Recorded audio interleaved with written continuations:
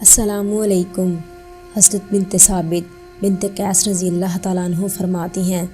میں نے اپنے والد حضرت ثابت رضی اللہ تعالیٰ عنہ کو یہ فرماتے ہوئے سنا کہ جب حضور نبی کریم صلی اللہ علیہ وآلہ وسلم پر یہ آیت نازل ہوئی، اللہ تعالیٰ کسی تکبر کرنے والے کو پسند نہیں کرتے، تو اس آیت کے مضمون کی وجہ سے وہ سخت پریشان ہو گئے اور دروازہ بند کر کے رونے لگے۔ جب حضور نبی کریم صلی اللہ علیہ وآلہ وسلم کو اس کا پتہ چلا تو حضور صلی اللہ علیہ وآلہ وسلم نے ان کے پاس آدمی بھیجا اور اس کا سبب پوچھا۔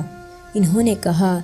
کہ اس آیت میں یہ بتایا گیا ہے کہ تکبر کرنے والے، فخر کرنے والوں کو اللہ پسند نہیں فرماتے، اور یہ خرابیاں مجھ میں ہیں کیونکہ مجھے خوبصورتی اور جمال پسند ہے، اور میں یہی چاہتا ہوں کہ میں اپنی قوم کا سردار بنوں۔ حضور نبی کریم صلی اللہ علیہ وآلہ وسلم نے فرمایا، نہیں، تم ان لوگوں میں سے نہیں ہو جن کو اللہ پسند نہیں کرتے، بلکہ تمہاری زندگی بھی اچھی ہوگی اور تمہیں موت بھی اچھی حالت میں آئے گی، اور تمہیں اللہ تعالیٰ جنت میں داخل کر دیں گے۔ اور جب اللہ تعالیٰ نے اپنے نبی حضرت محمد صلی اللہ علیہ وآلہ وسلم پہ یہ آیت نازل فرمائی، اے ایمان والو، تم اپنی آوازیں پیغمبر کی آوازوں سے بلند مت کیا کرو، اور نہ ان سے ایسے کھل کر بولا کرو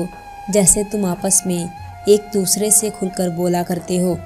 کہیں تمہارے اعمال برباد نہ ہو جائے اور تم کو خبر بھی نہ ہو۔ پھر سے حضرت ثابت رضی اللہ تعالیٰ عنہ پہلے کی طرح بہت پریشان ہوئے اور دروازہ بند کر کے رونے لگ گئے۔ جب حضور نبی کریم صلی اللہ علیہ وآلہ وسلم کو اس کا پتہ چلا تو حضور صلی اللہ علیہ وآلہ وسلم نے ان کے پاس پھر آدمی بھیج کر اس کا سبب پوچھا، تو انہوں نے بتایا کہ ان کی آواز اونچی ہے اور انہیں اس آیت کی وجہ سے ڈر ہے